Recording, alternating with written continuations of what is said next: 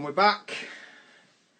It's time to get back on the pony with everyone's favourite.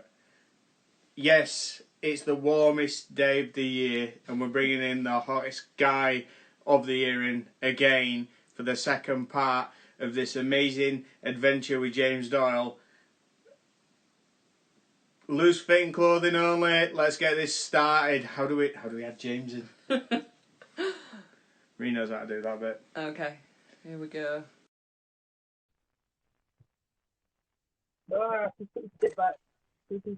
Back. How are we doing? Good, mate. Yeah, give us a little song just to do a sound check. Give you what? A song just to do a little sound check. You can hear me. Obviously, you're replying. What? Say again. I'll just turn you on.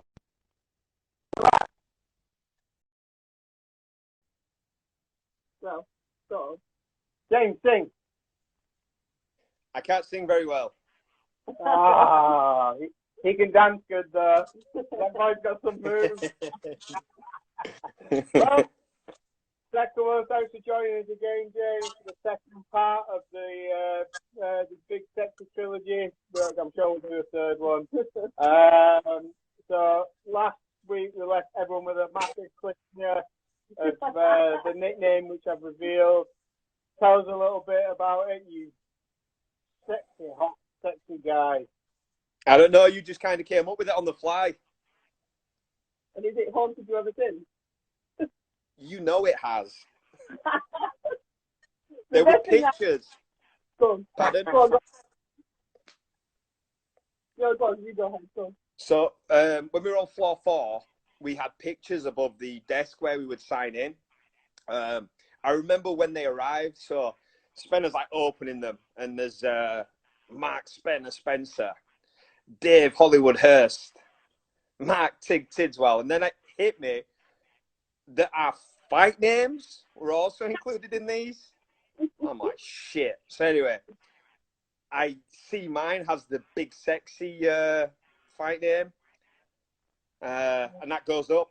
It went up on the wall, and that was bad because obviously when I used to run the kids sessions, and when the parents would the parents would come in to pay, and they'd kind of look up, and they'd see the names of the coaches.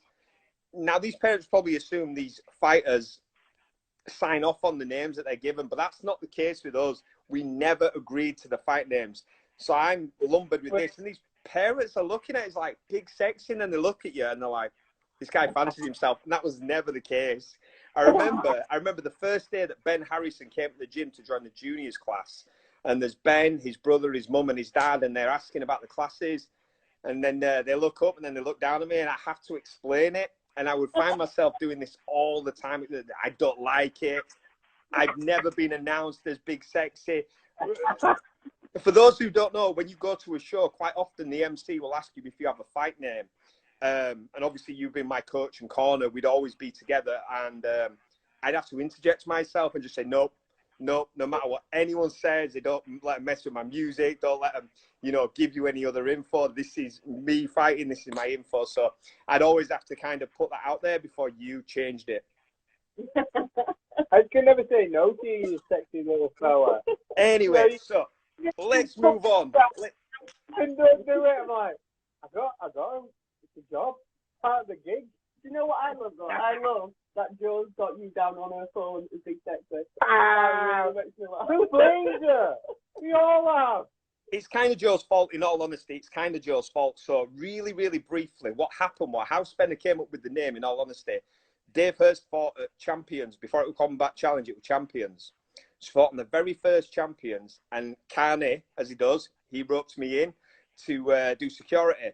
So I'm kind of near the ring because the show was in a ring. And there's like 4 women like talking and chatting. And they were kind of talking about what was going on. And one of them, a really gobby redhead, was saying, what are they doing? So I was explaining to him that, this is a Kimura, this is a submission. And he ended up chatting to these 4 women for a little bit. And then the next night at training, Dave was saying, some of my colleagues, those 4 ladies happened to be colleagues of Dave's. They were like, you went down, you were popular, they were talking to you.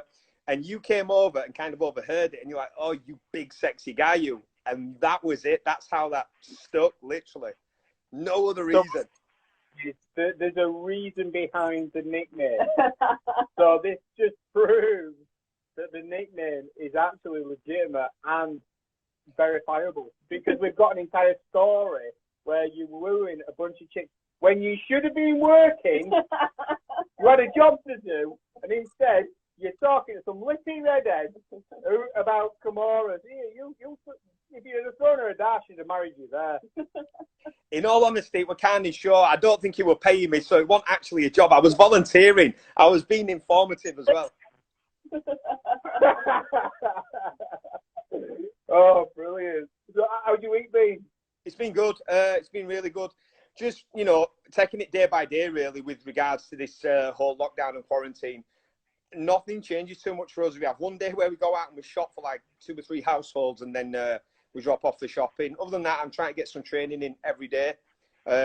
Managed a jog this week. I do underline it was a jog and not a run, a very slow jog. But I managed to sort of grind out 3 miles this week, and that's the first time since maybe November, October-ish, because even before the knee surgery, I wasn't really running on it. It was still pretty sore, so that's good. That's brilliant. That's massive, mate. How about you guys? How's your week been? Pretty much same, isn't it, really? Yeah. I got a new hairstylist. I like it. I've never been so scared in my life. But I've no idea what. But plan B, we're all coming off, so let's do that. But for me at the moment, I've been working a lot, so it's work's crazy, just getting everyone up and working. I think I mentioned it on another podcast. We're classed as essential workers, so the stuff that we do, we look after people of all different kinds of areas of the community, substance abuse and stuff like that. So yeah, it's been a bit full on trying to get the company up and working remotely, securely and safely. So that's been a lot of work. Not that I have time to do much else. Marie, you had the board meeting today? Yeah.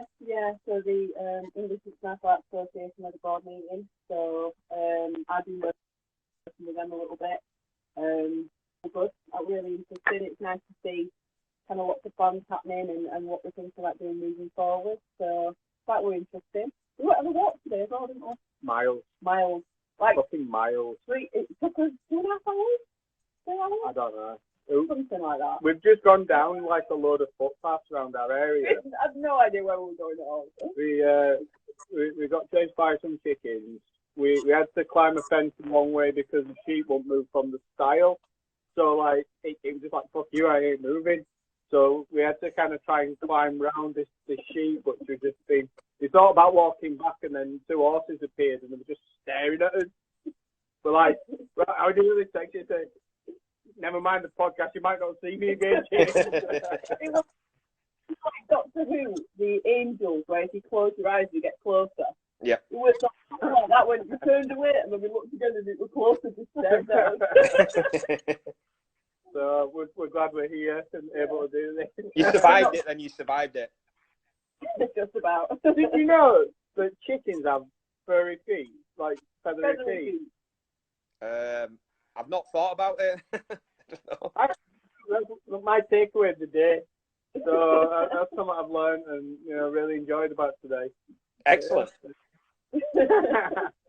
So we still need to kind of catch up on some of the questions that we left out last week. We've I think you broached upon sort of your past and how you started, martial arts as a kid and your coaching and things like that.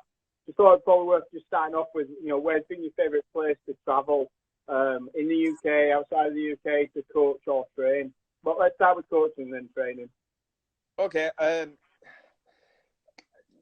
Everywhere, really. I think it's always interesting when you get to travel to a new place and just experience how people run their classes and such. I always enjoy going to the UK and the Team England tryouts for the IMAF tournaments. I think that's really good because you literally have people from all over the country, mixing up. I think that's really good fun. I enjoy that. when we get to train, it's good to train anywhere. I think some of the favourite places, some of the places I've enjoyed the most is abroad. You know, the community is such now, and obviously with the internet, you can kind of find somewhere to train no matter where you go. So I like the States. There's some really high level training in the States. So I remember a few years back when we went to UFC 200, we all went to Extreme Couture. And I'll drop the picture on my social media today because there's a picture that we took. And I think you've done about 50 rounds. And then the coach... What's that? It's like his revenge pictures. Just shows what a bad person you are. But the thing, well, you've done like loads of rounds, and then the coach jumped in. He's like, I think it was maybe before you got your black belt, and he's like, "Oh, you're a brown belt," or if you're a black belt, and he jumps in to get around you, and you'd done loads of training already, and he was pretty fresh, and the picture just shows you like gasping, panic stricken.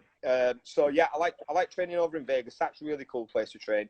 And New York was fun. We visited New York and got to train at like Marcelo Garcia's place. And Henzo Gracie's, so that was really cool. Like New York is obviously it's huge, but there's a small little area and there's so many jiu-jitsu academies within that small area. Some really cool places to train, so that's been fun.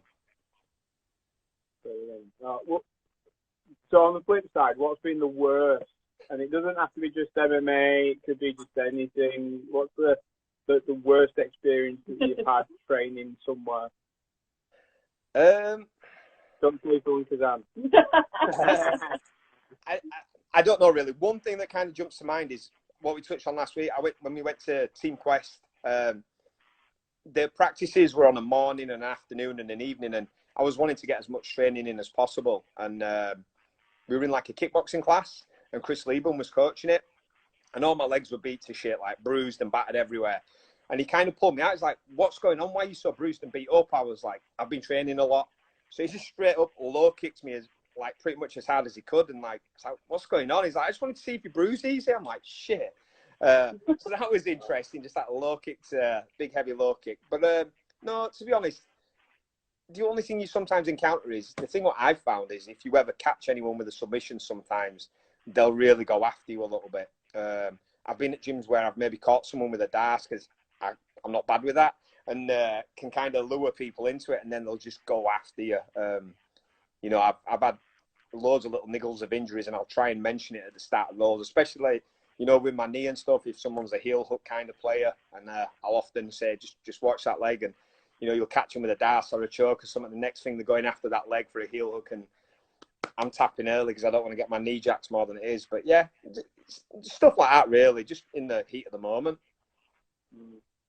Yeah. What about coaching? Where's been your favourite place to coach? To coach? Well, with the IMAFs, we get to travel quite a bit. So I think Bahrain was a really amazing experience. You can't really put it into words, and I know a lot of the athletes felt that when they travelled to there and they've seen it for themselves on our second time out there when Joe was coaching. It's just unbelievable.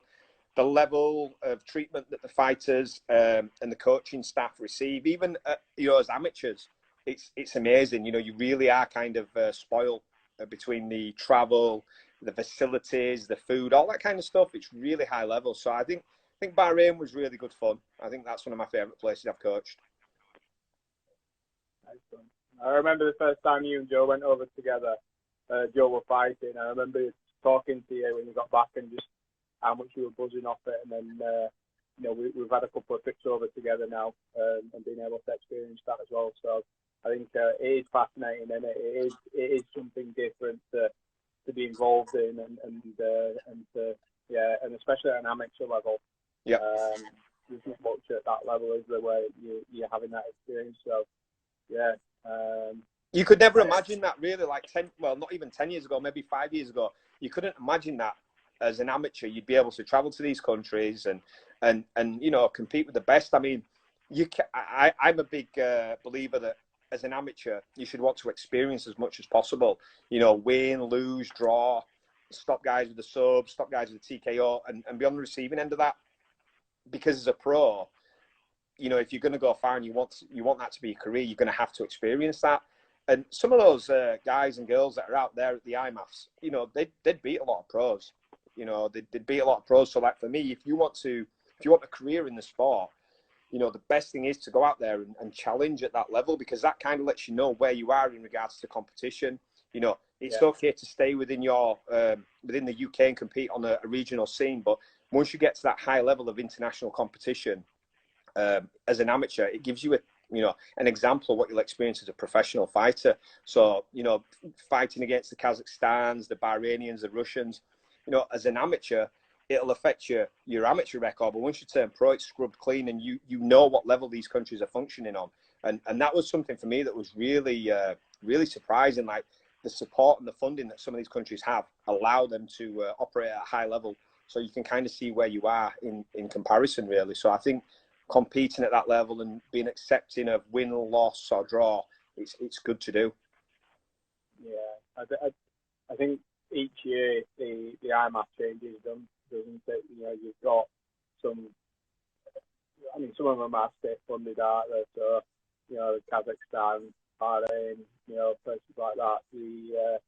The funding that they have, you can see in the progression to compete. So, you know, I think there's a lot of work we need to do here in the UK and with England.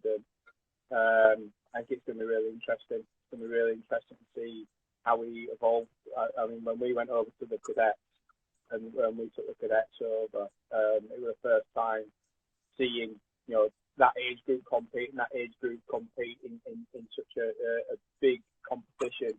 So fascinating, but there were some clear countries which have got a really good structure, and you could see it.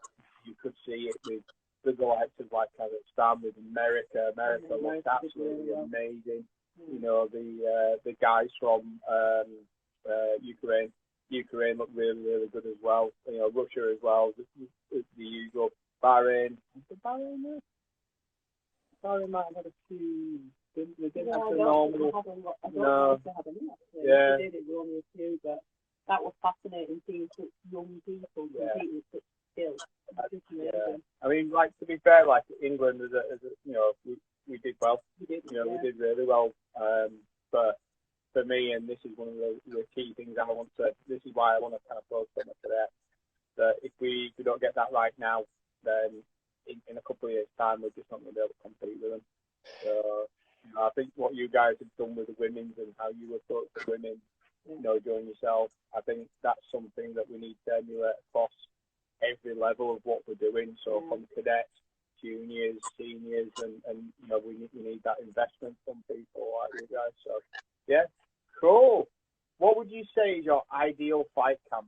And that's, you can look at this in two ways. You can, as a fighter and a coach, would it change? And if it would change, why? For me personally, I always liked a longer camp. I always really felt comfortable with the misery of dieting and the training. You know, there's a part of it that you really do appreciate and enjoy. We were just talking about it today, Joanne and myself. So for me, I always appreciated that longer camp. On the other side of that, Jo, my wife, she prefers the shorter camps. There's been times where she jumped in on, you know, short notice and been able to pull off some of her best performances. So for me, I think it depends on an individual basis how you deal with things. I would rather have longer to prepare. I was always a little obsessive over the different sort of aspects of my training. You know, there was a point where we were having to travel to get our training in. Obviously, in our gym now, we have coaches that, you know, tend to all aspects of MMA, which makes it a little easier. But going further back, we kind of, you know, making it up as we went along to an extent, because we had to see what works and a bit of trial and error. But for me, I think you're looking at like that 6 to 8 week time frame. You know, as long as you've not got someone who's coming off the back of, you know, binging on food and not getting any kind of training in. There's a lot to be said for kind of staying sharp and staying ready, and then camps aren't as much of a thing. You know, the sparring, taking that out and focusing on that in specific times, that's important. But like staying on top of your fitness and your weight, so you're not ballooning up and then the cut's so drastic. I think that's a really important factor. You know, staying sharp, staying ready, staying in shape, and then you can take those shorter opportunities. But I'd be looking at like 8 weeks, you know, to commit to from the athlete. And I know that's something we kind of looked at. You know, we want people who are staying in the gym, because when these opportunities do come up, and they do, then we can kind of put them in and we know they're ready. It's like you'll hear people ask sometimes the coach about wanting to fight. And my reply is always like, don't ask, just train. And your efforts will be noticed. And, you know, you will know that person wants to fight. So for me, it's always been a case of you're aware of those people want to fight because they're putting it in and they don't need to tell you. So just staying sharp, and then, you know, you can jump in at any point, really, as long as you're on point. In terms of yourself, when you've been in fight camp, have you experienced pull-out, and how does that affect you?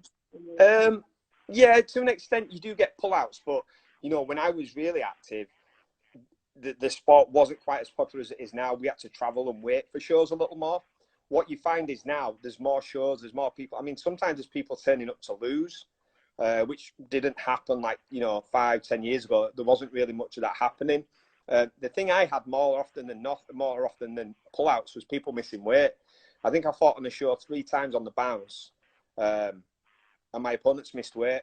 You know, one guy we fought for a 77 kilo title and he came in at 82. He was the champion. He came in at 82. Another guy brought his own scales to the venue to weigh in. One of my teammates was like, "Why has your opponent got his own scales?" I'm like, "Oh, I don't know." And then he weighed in on them, but he was the only person to weigh in on them. And then he bailed. And then another instance on the show, I was matched at lightweight, and I was like just under 2 pounds over, and I was going to cut that at the venue, same day weigh-in. And when I got on the scales, the promoter said I was light. I was like, "No, I'm a little heavy. I'll cut these, you know, this 1.5 pounds, no problem." And he says, "Oh no, you're fighting at welterweight."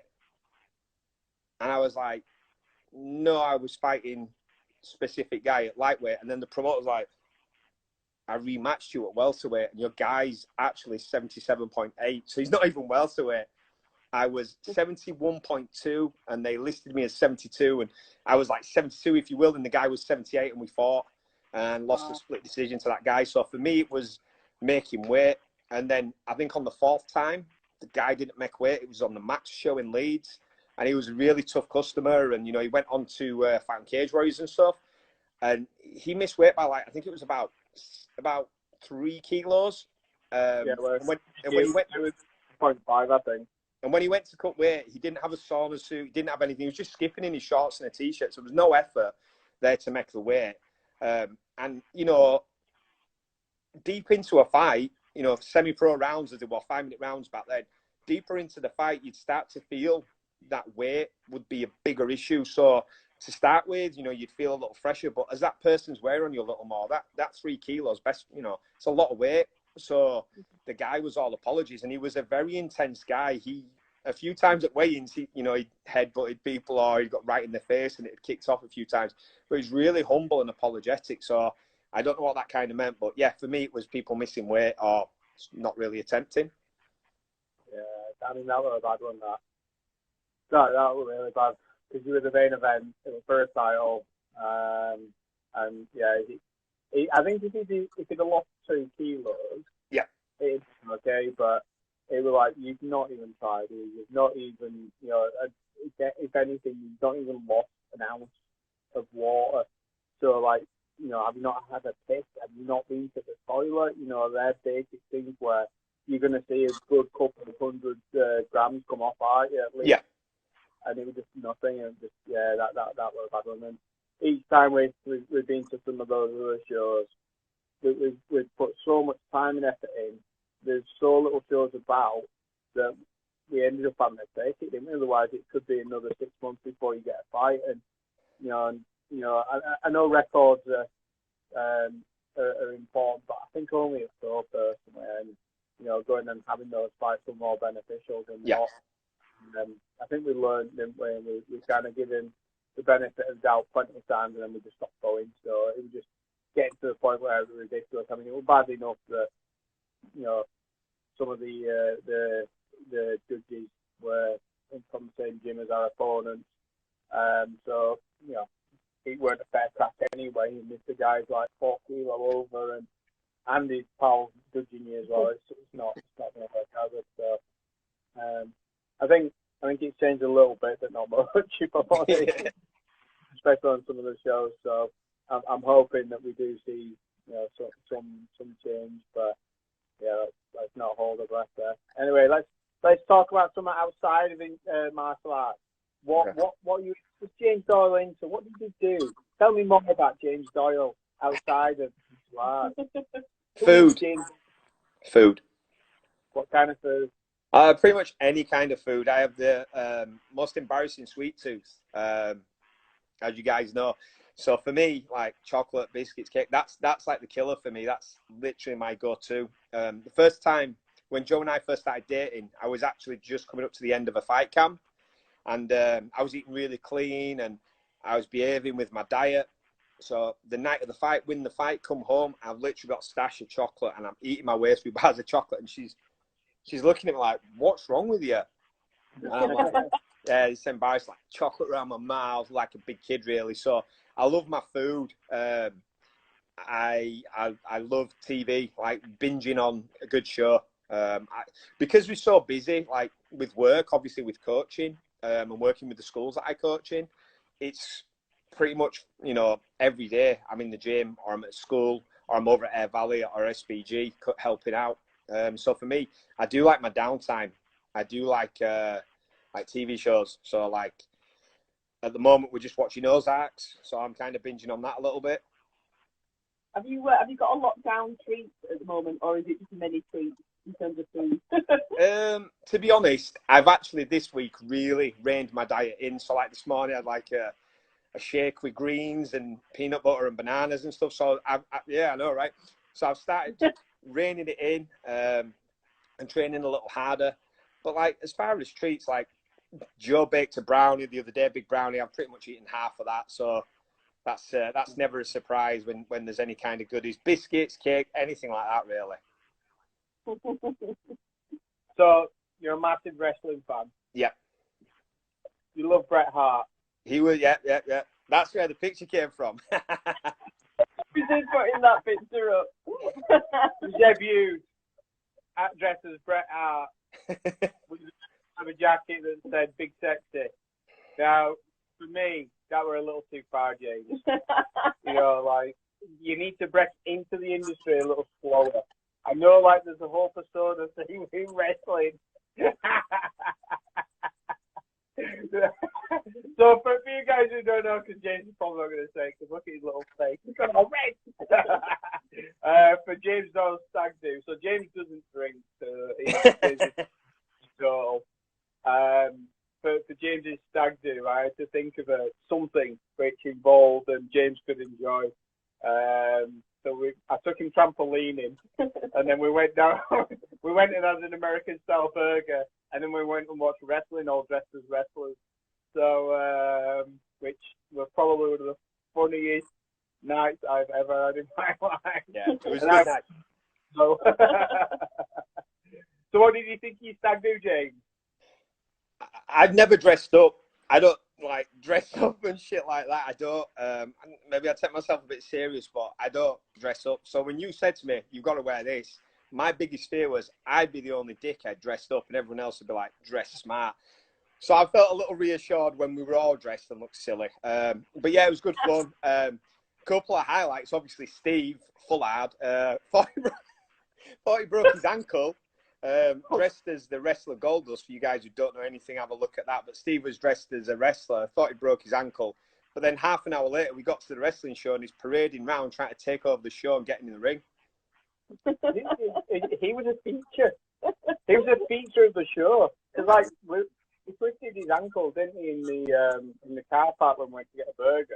Yeah. And he's like, "Man, I need to go to the hospital." I'm like, we're in Macclesfield or something. I'm like, I have absolutely no idea how on earth I'm going to get 15 guys to a wrestling show, you to a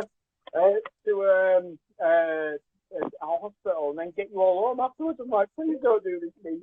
Are you sure it's broken? And then he's doing laps around the bloody ring. I could have strangled him. Yeah. Yeah. Oh, it was amazing. Really good day. So we talked about travelling, and we talked about something we haven't mentioned about travelling. Okay. Is James's ability. Well, I suppose it's misfortune when travelling. We've experienced this in our first hand. Yeah. But And, you know, how many trips do you have where things don't go wrong? None of them. I don't think I'm to blame. Although Joanne would have you believe that it's all down to me. You don't travel with James. It used to be don't travel with the Doyles because either we wouldn't be on the plane. Like for I think it was our honeymoon. We went to get on the plane and they were like, "You're not on this plane." We've been stranded in Manchester when we were going to the IMAF tournament last year. We were coming back from California once, and this plane was delayed by 26 hours, which to me, I don't think it's delayed. I think that's a cancellation. So we were kind of. There's loads of times, to be honest. I can't think of a time where it's actually gone flat out, perfect. It's seems to be a running theme. You know what happened when you and your mum went to New York? Yeah. It did. No, it was fine. See, that's what I'm saying. Joe blames me, but I blame Joe. I don't think anything happened. I mean, we've only travelled together once now, haven't we? Yeah, I'm the Same place. And it were awful. It was really awful. Like, that last Bahrain trip were awful. That is the worst flight we've ever had. We've never had that much go wrong. I've never experienced anything like that. The fact that between Joe and I, we managed to get a flight. We had, Well, hang on. So, how long were we sat on the plane for first? And it just weren't going anywhere, were it? And it were 2 hours. I think it was like 2 hours. Then they took us all off the plane. We were 4 hours off the plane. Then they took us to where the plane was set off from. And we thought we were getting on the plane. And they just walked us out of the building. So then, we had, 10 England athletes with us. So we managed to kind of bullshit the guys to put people into hotels to say everyone's dehydrated and starving. You're all going to start passing out. And then Joe managed to get a plane for Marie and Jack because they were going to fight the next day. And then, and me, Jack managed to convince Emirates to let us on a non-Emirates plane to go to Munich. We then ran through Munich to get to another plane which we nearly missed. Then we then ran through Dubai or somewhere else to get another plane. Yeah. I was knackered by the time I got there. I was trying to be vegan for another day, but I just couldn't cut it. I couldn't do it. I blame you, James. That's what people seem to do. I've never had that ever. And the only common denominator from this whole thing was we had you and actually 2 Doyles. Maybe that's too many Doyles. Joe will blame me, though. Joe will blame me. She seems to think it's my fault. And Yes, I'm sure she can do an expose around big sexy problems.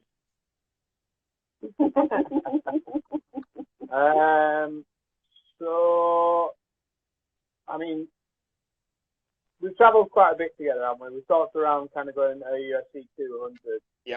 And it's fascinating how much trouble we get into when we're with the Doyles. I mean, Wait a minute.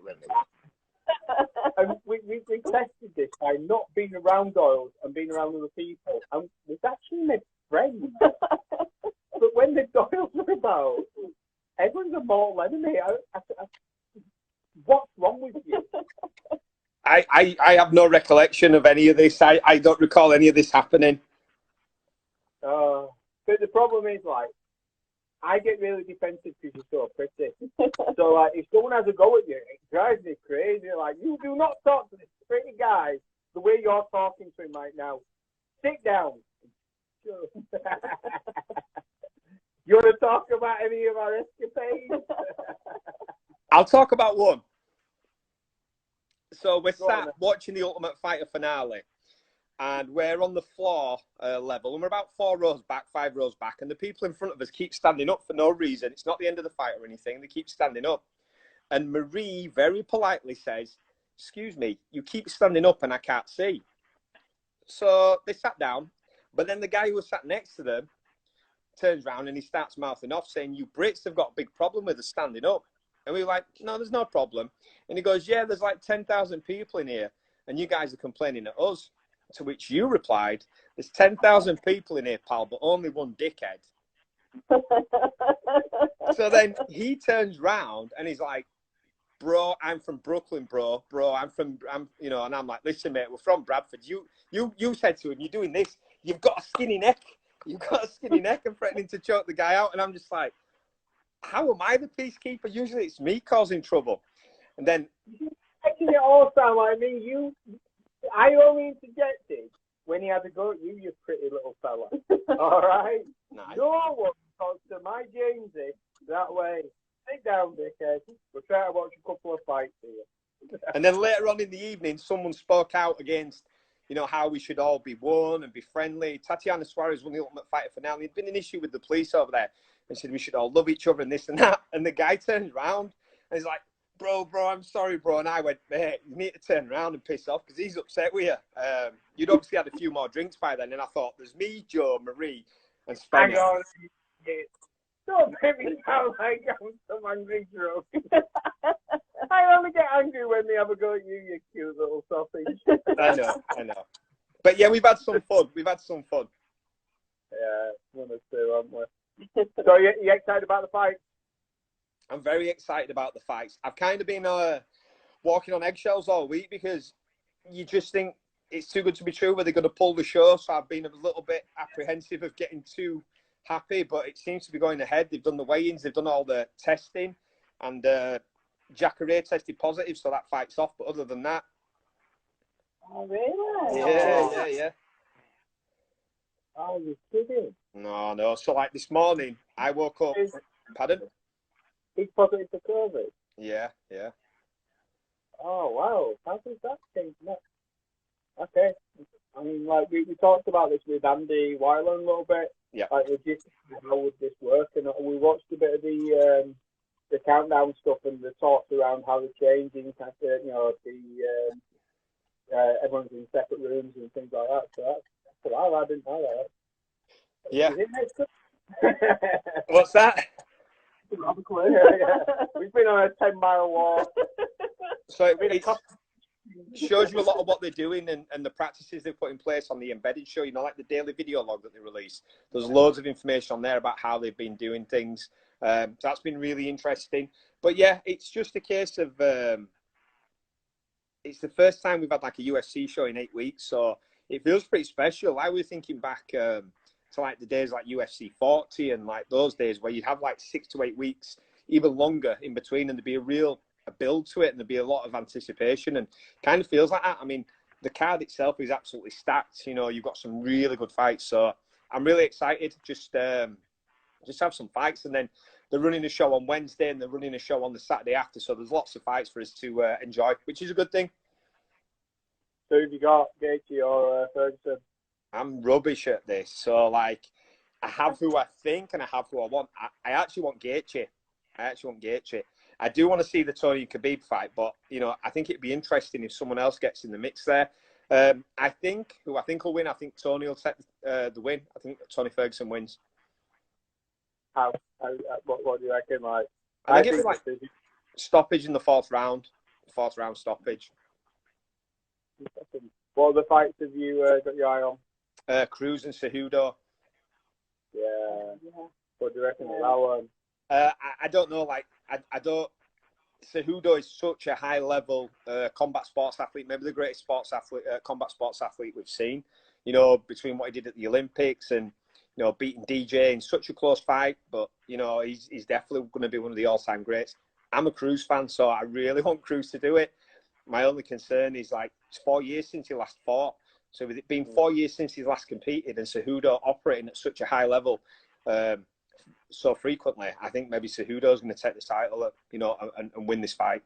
I hope I'm wrong, because I'd like to see that kind of story of someone coming back from all these catastrophic injuries and this time off. I'd like to see Cruz do it, but I do think Cejudo's going to do it, unfortunately.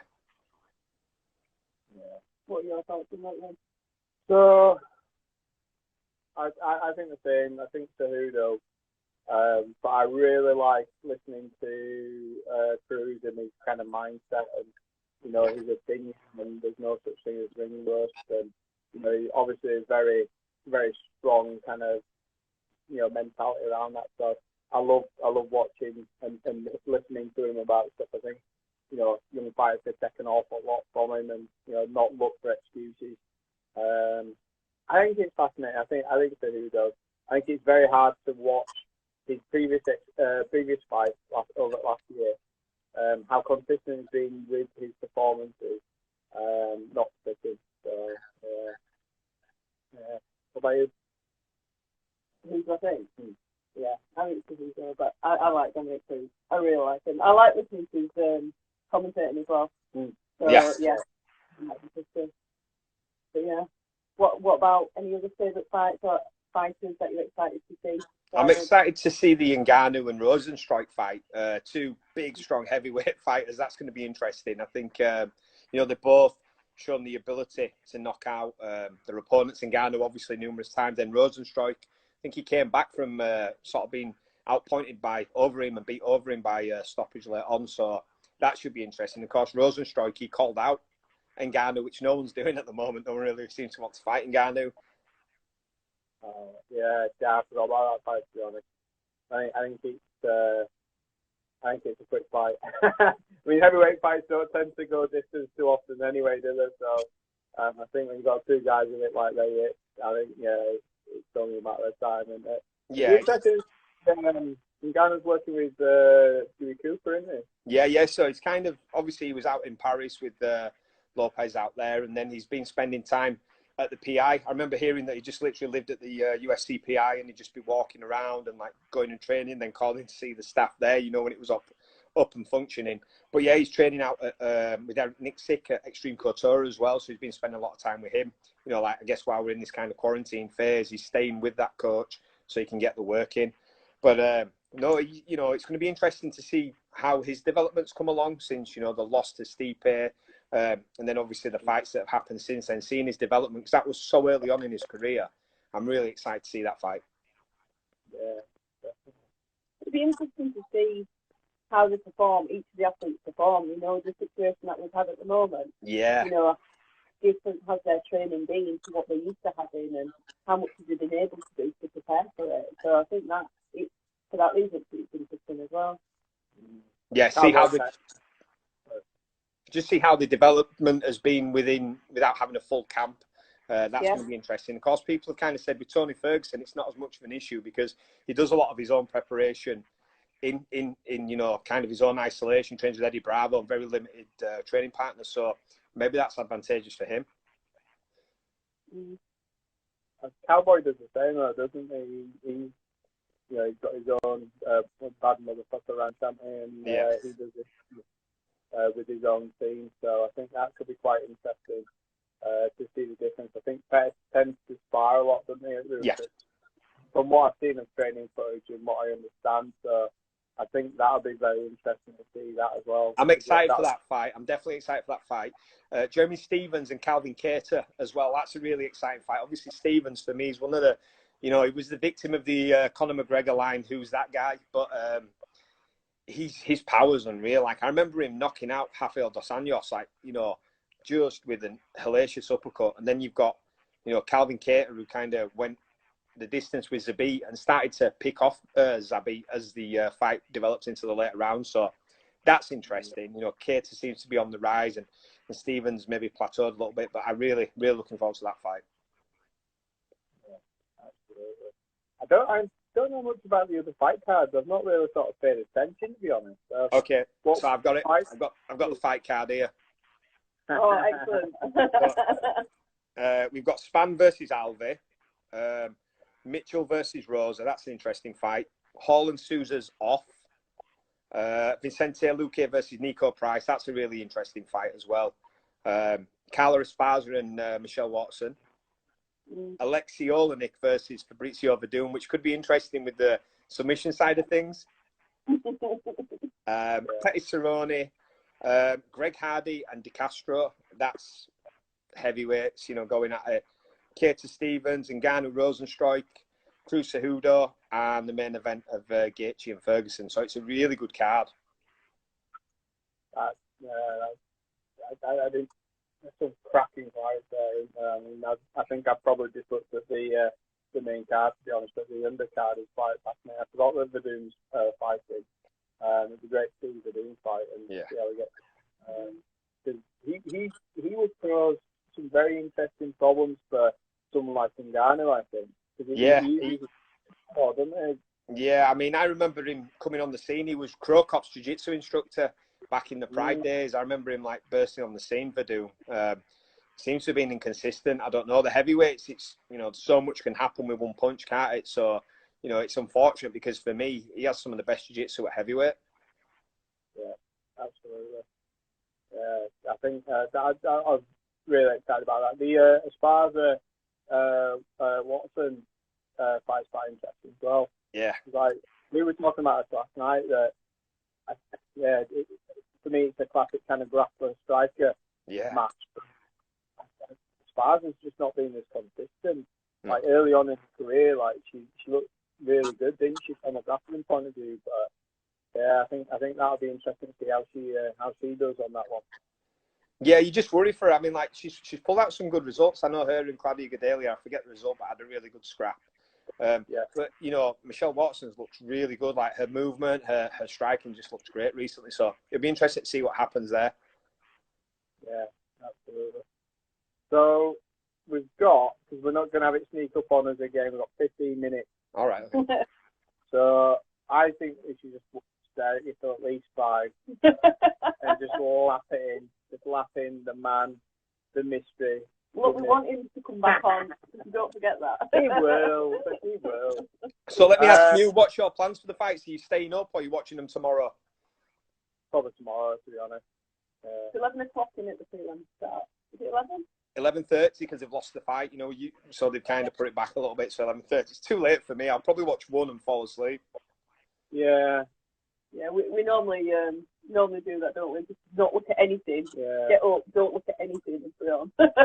when we tried that sort of thing in the past, we've like fallen asleep, woken up, and seen the main event result. Like, oh no! Yeah. So yeah, I think we'll probably not go on social media, wake up nice and early, and watch all the fights. What about you? Well, Joe's on about staying up. I'm going to try, but I'm going to fail miserably. I'll end up falling asleep on the sofa. And, I'm probably going to watch a few of the prelims and go to bed, get up tomorrow, and then watch them tomorrow morning. It gives me something to do tomorrow while we're in lockdown, you know? Yeah, no, that's it. So we've got some quick fire questions as well. Okay. So this might be quite interesting before we talk about what you're planning for this next week and next year and what's going on with her. She's a fighter podcast as well, which is you and Joe do together. Let's do the questions first. This is what the people want. They want to know more about the beautiful you. Look here, if I'm winning now, I'd grab his bloody cheek and I'd back it the Anyway, right, get set. Quick fire round. Okay. I want to quick fire questions. I was going to do this. We haven't planned this at all. No, we don't plan any of this. Come on. How are you doing? Okay, so who is your favourite superhero and why? Superhero. I don't really like superheroes. Ninja Turtles. Yeah. Ninja Turtles. Yeah, go on and I'll do it. Who do you admire the most? Wow. My mum. Yeah, that's a hard one, I think. Who? My mum. Oh, that's a nice answer. I thought you said The Rock.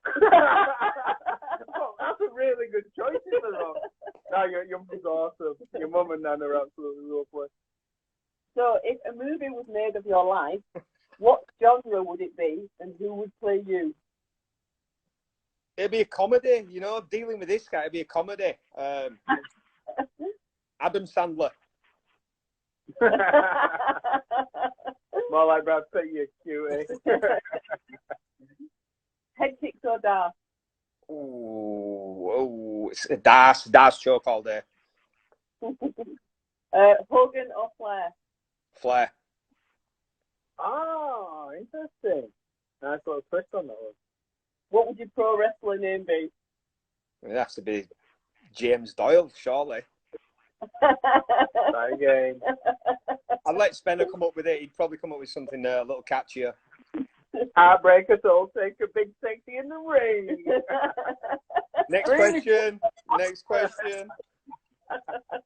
That's it. We've done all the questions. So excellent. So what's the plan for the next week then? Obviously, we find out a bit more tomorrow Sunday, about. hopefully. Yeah, so it's Saturday today, the 9th or something. So what's the plan for this week, James?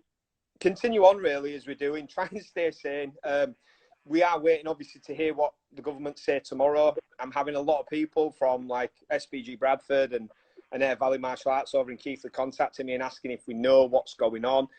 Unfortunately, we don't know any more than anyone else. We all want to be back training, but it's just going to be a case of seeing how things pan out. Training, try not to revert back to eating biscuits for breakfast, lunch and dinner. And yeah, that's it really. Staying calm when shopping as well. Yeah, that's terrible. How bad is shopping? I hate it. I do it once a week now for like my parents, and it's just awful. I can't believe that people can queue 2 meters apart and follow all the process, and then you get in the shop and they're just right next to you. Yeah. I just don't understand it. I get so angry. Yeah, and it's understandable. I'm exactly the same. It's, people are just not adhering to it. I mean, you hear all these things. It's not this bad. It's not that bad. But while we're being instructed to do so, I'm trying to abide, and stick to the rules. And then people are running over and trying to cut in front of you, and you can't choke them because you can't touch them. But yeah, just give them a bumper for trolley. That'd be all right.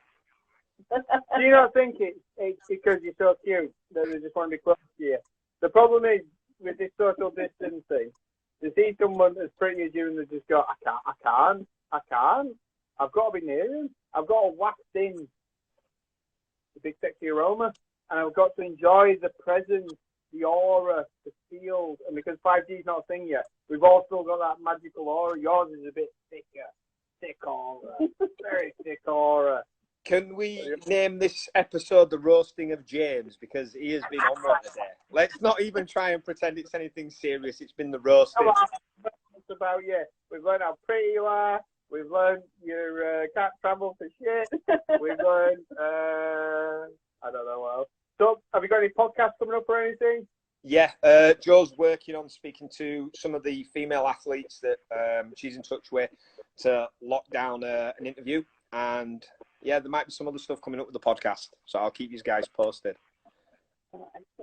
Very, very good. We did talk about it might be a good idea to do a mashup of the podcast. And it could be She's a Fighter gets on the corner. As long as you and Joe are not drinking, then we're good. No, we have to be drinking. A drunk that could be one episode though, and we could do that as a watch along with alcohol. I'm not sure. So, I think have we got any questions from the 4 people? Everyone's outside. Everyone's outside. They'll listen back to it. So I just want to actually say hello to Marco and Nina, 2 of my juniors that trained me, who said hello, and hello to actually wrestling legend Matty Jones, who's stopped off and said hello. Yeah, you had Vinnie Shawman as well. All right, okay. That's very impressive. So I don't blame him. You're like a siren. You're like a mermaid, and you gather in people into your beautiful vocal cords and aura. We've talked about your aura today, haven't we? We've talked about his aura. You have his aura. You mentioned it slightly. My alcohol intake significantly gone up during lockdown. Yeah, it's not. It's just stayed the same. I'm trying to be quite good, and I'm trying to do a bit of training, and I'm trying to, but it's not happening. It's hard to stay motivated. It's really hard to stay motivated. I mean, like, to be perfectly honest, my jog has been done pretty much in the house because, like, I can't really jog on an unlevel surface because I feel my knee more. So it is hard to stay motivated at the moment. But like everyone who's been messaging me and saying, "Oh, I've eaten too much and this and that," it's unprecedented times. Let's just get through it. And once we're back in the gym, they're all going to be gutted to be back because they're going to be running that hill next to the gym and they're going to be doing burpees for days. So, have a Solero and shut up and stop moaning, guys. Yeah, enjoy it. Have a Solero and shut up. That is the quote of the podcast. That is the quote of the podcast. That is wonderful. Bit of plagiarism there. It is a Peter Kay line, but he does swear in there, so I'm trying not to swear. But yeah, have a Solero and shut the up. I swore a couple of times, so apologies to the younger viewers if they're watching. It's the advantage of a podcast. Yeah. Well, let's wrap wrap it up then. So we need to have 2 minutes silence for just a James, just to kind of stare at him. Look at you, that little head tilt. No, I'm off. I'm saying I'm off. Forget your 2 minutes. So who do we get on next? Do we get the ball and chain? The champ. Yeah, get the champ. Yeah. So we'll get Joe, the Menace, Doyle on next week if she's available, and if we can afford a fee. So we'll carry on the Doyle trilogy. We'll call it Revenge of the Doyle. That she can get her own back for all the bad stuff you said about us. It's been pretty shocking. Oh, hang on, we've got a question. You'll be making us do it. Stop acting like... Oh, it's a burpee question.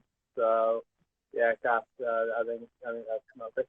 Andy Island. Oh. We're going now, Andy. We're wrapping it up. 2:30. Dennis time. 2:30.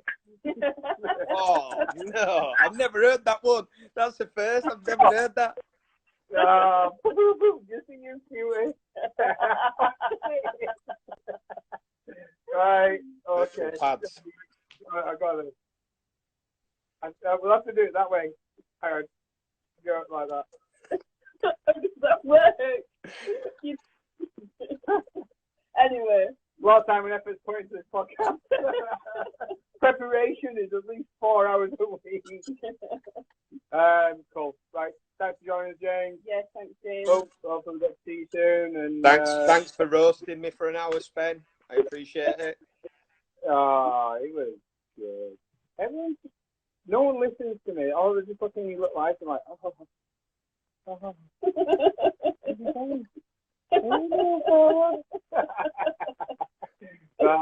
cheers, James. Thank you very much, James. See you very soon, and we'll have the ball and chain. She's gonna kill you saying that. The jump with her. We'll call the Menace on next week. Join us on the podcast. Time to get off the pony. You've got to pretend to get off the pony, James. All right, I'm off the pony. Do not get off ponies like that. You will do the pony a mischief. See you later, guys.